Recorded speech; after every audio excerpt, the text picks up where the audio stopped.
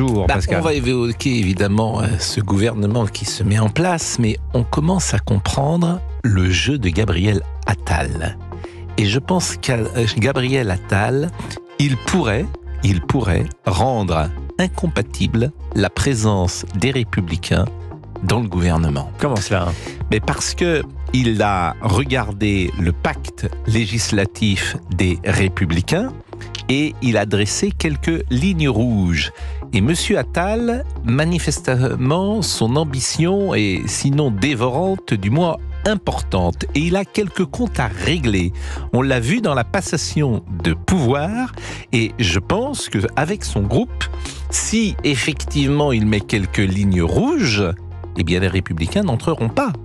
Donc dans ces cas-là, il refile, si j'ose dire, c'est un peu trivial, le mistigri à Emmanuel Macron. Qu'est-ce que vous pensez que comment les Français voient ça ? Parce que moi j'ai l'impression Je pense que M. Attal, il pense à lui. Oui, parce il ne pense pas à la France. Les gens, ils ont quand même beaucoup j'ai envie bien compris gouvernés. maintenant, Gabriel Attal, son fonctionnement, oui. Il pense à lui.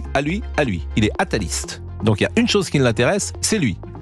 Bon, donc c'est une position. Il y en a qui pensent à la France, qui sont prêts, pourquoi pas, à des coalitions, qui sont prêts à des négociations, qui imaginent qu'on puisse travailler ensemble.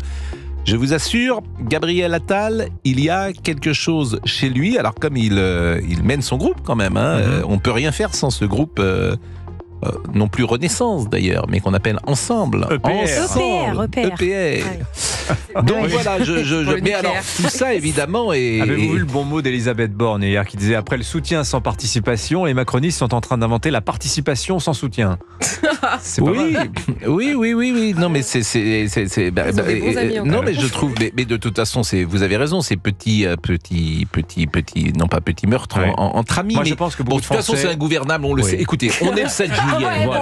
On est le 7 juillet, rien n'a changé. Je veux dire, comment dire, si Emmanuel Macron était gaulien ou gaulliste, il partirait. Bon, parce que c'est ingouvernable, parce qu'il a été 3 fois désavoué, il ne veut pas le faire et c'est le président de la République, il a été élu, il est légitime, il n'y a pas de souci. Maintenant, il est dans une situation, on le voit bien, c'est que ce que tu gagnes à gauche, tu le perds à droite, et ce que tu gagnes à droite, tu le perds à gauche. Non. Allez, on en parle tous ensemble de cette situation politique bien compliquée. Est-ce que